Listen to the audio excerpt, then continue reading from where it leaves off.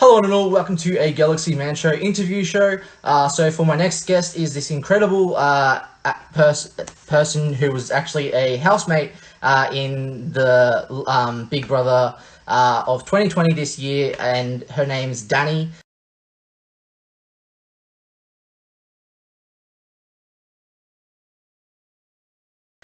She was one of the contestants in Big Brother, so I'm about to give Danni an ad into the live now.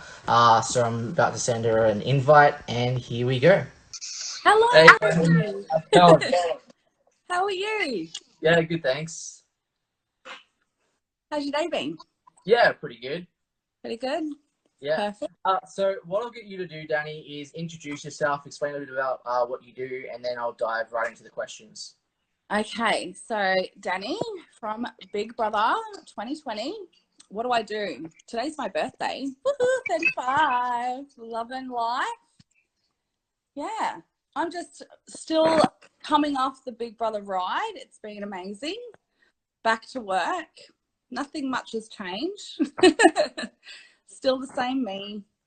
Awesome. Well, can I just say happy birthday first up for your You. birthday today. So we'll dive right into the questions now, Danni. So my first Perfect. question, what was the experience like auditioning for Big Brother and then going into the Big Brother house? So it's funnily enough, I actually got a reminder on my Facebook on the 5th of October, which is the day I applied. It was a whole, it's my birthday, fuck it, let's just apply. Who knows what will happen? And so I literally was like, okay, I'm going to answer these questions like truthfully, no matter how embarrassing they are. And whatever first came to mind. So I just did that process with, I think it took maybe like an hour. And then I got my first phone call and was just basically introducing myself and why I want to do it. Then I got a second phone call, which was to come to Brisbane to do group auditions. So I flew down. It was over 2 days if you're successful on the first day. So I did all my group auditions, and it was still surreal at this point because you don't ever think it's going to happen to you. And it's so cliche. You hear so many reality people say, oh, you never think it's going to happen to me, but if it happens to me, it could happen to you. But it is really true. In the group audition, yeah, they basically just pick you and say you're moving forward to come back the next day to interview with the producers. And you just basically just sit there and they have a camera in your face and you're answering all these questions and they pull up your application. So if you lie on there and don't remember what you've put, you're going to get put on the spot and look like an absolute twat. So make sure you're honest.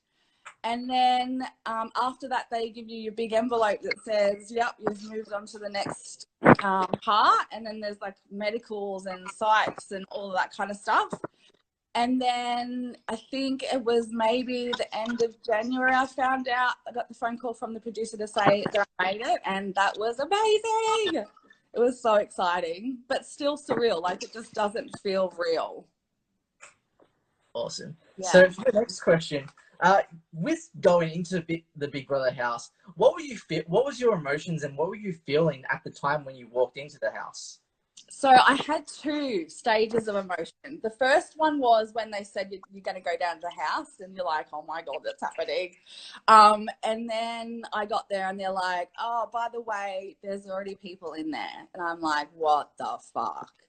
Because I've watched Big Brother forever and know that if you come late to the party, you're screwed.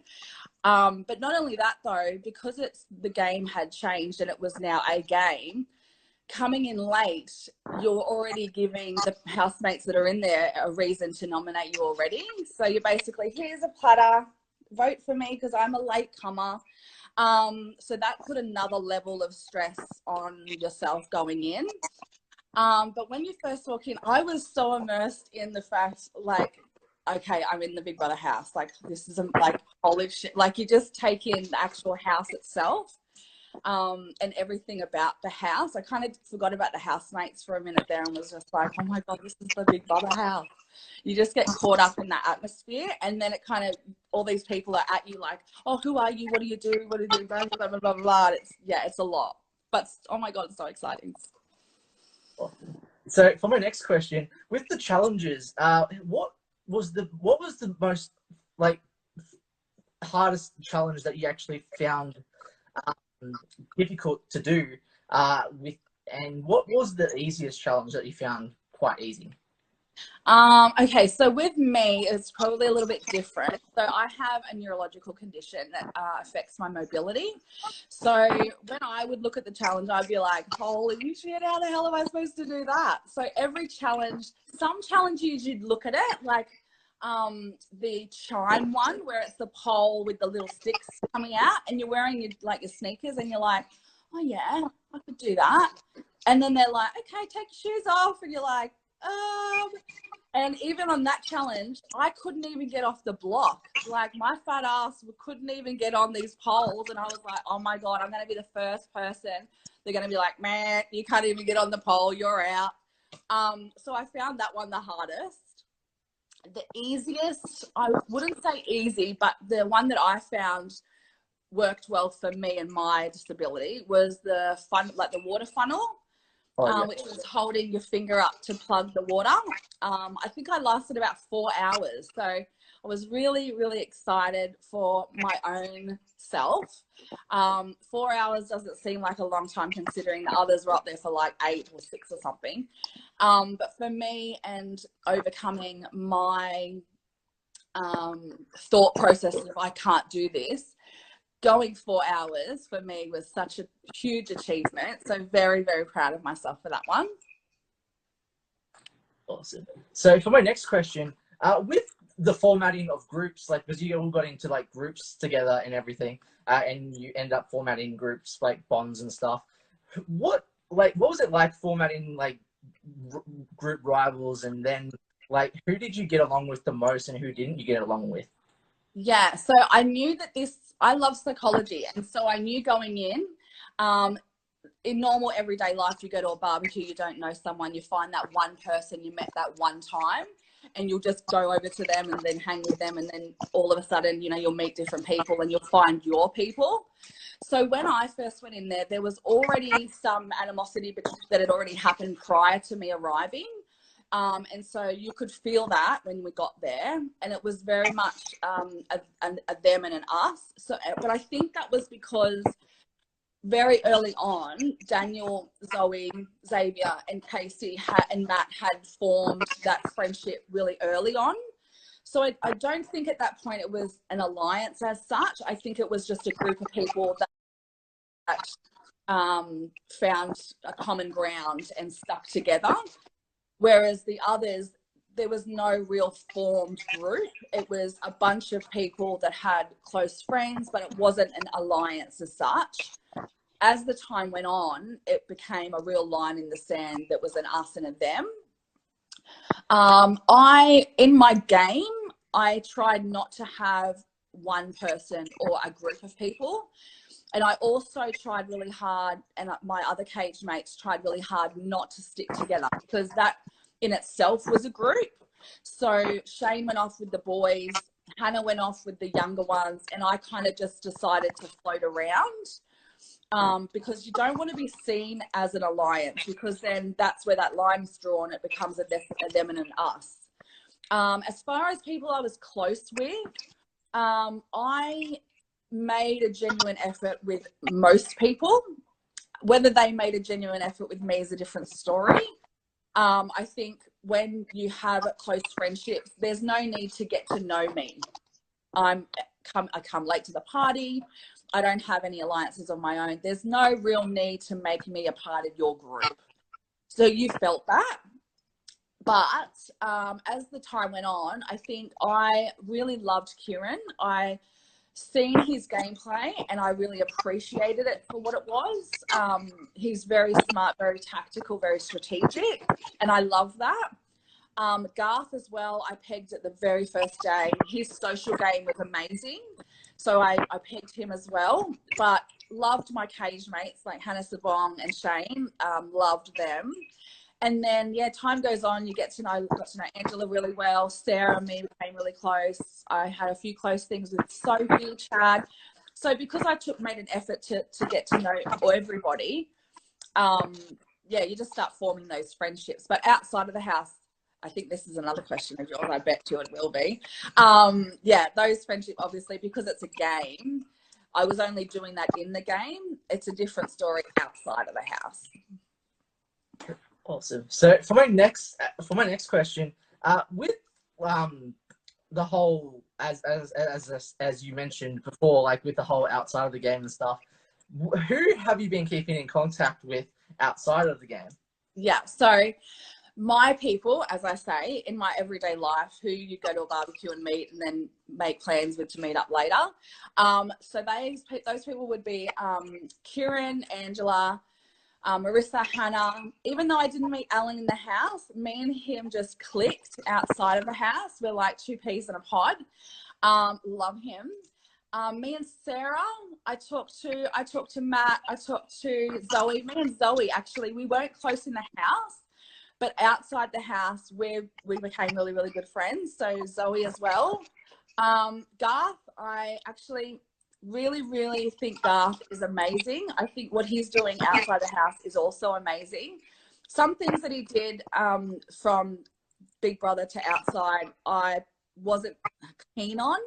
But again, even though he's not my person that I would probably, hang out with in my everyday life, I appreciate his charisma and he's just got an ability to just pull you in, and he's done so well on his podcast. So I will say to him and test him and say, so it's not that I don't like talk to a lot of people. I still appreciate them for who they are. I just you wouldn't catch me, having a drink with Talia. She's just not my cup of tea. But I wish, she's an amazing person, I'm sure, but we just don't gel. Awesome. So for my next question, with the whole going into the house and everything, what do you think made yourself you? Like, what made you become a better person being in the house and then becoming outside the house?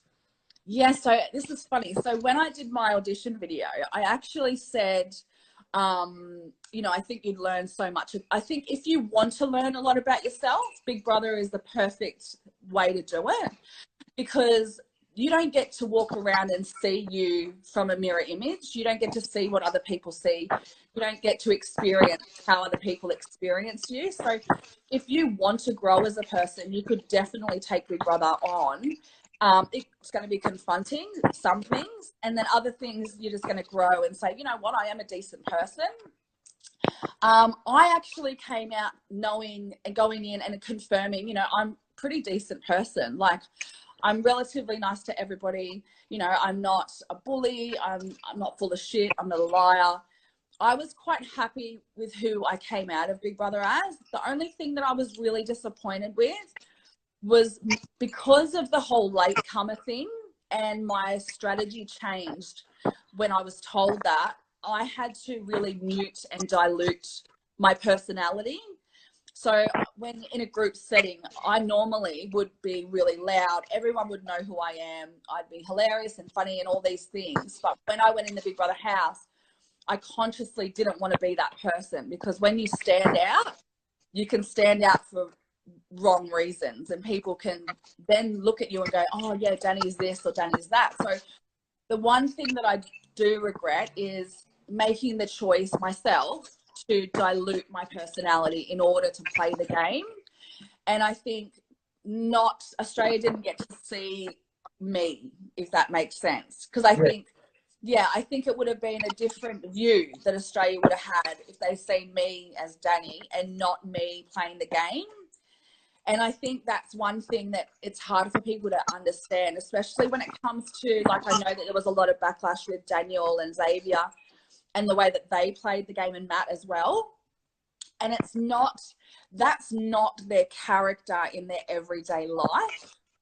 That is a magnified view of them playing a game. It's kind of like, when you're sitting around a kitchen table with your family and you're playing Monopoly and shit gets real. Oh, yeah. Like, people start stealing people's money. Like, it's like a magnified version of that. And so you don't see all the funny, like, banter and all that kind of stuff it doesn't show your true character. It shows your gameplay character. And so I think, yeah, that's the toughest part. But like I said, I made the choice to change in order for me to play my game. It just doesn't then correlate to live TV and whether or not Australia audience likes you, or you come across as being like boring or quiet. Awesome. So for my next question, what was elimination like going into the elimination round? Horrendous. Because they'd been in there prior to me arriving, they like say to you, like, shit goes down in the elimination room, like, get ready because the drama is just amped up. And I'm like, oh my God, this is amazing, I can't wait. And then you get in there and you're like, oh my God, this is so awkward.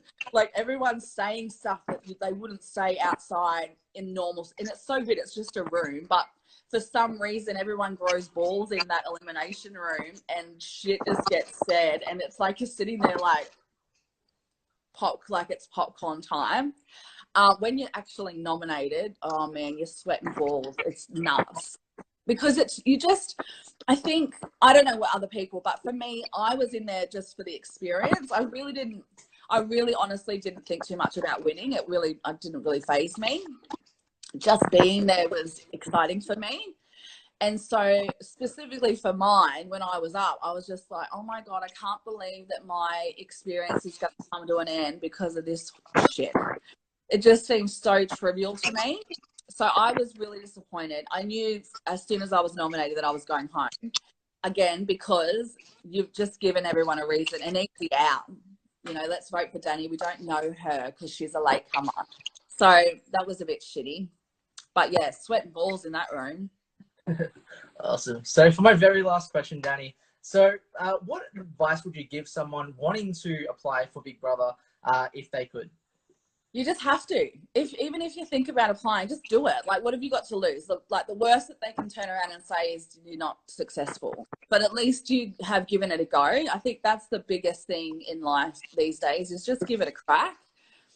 You don't know what they're looking for. Like, you go in there thinking, oh no, there's going to be other people that are better than me. But if they do go in with a plan, let's be real, like the producers do think, okay, we want a mum, we want an athletic hot guy, we want awesome cool chick, we want this. Like, they do have things that they're looking for.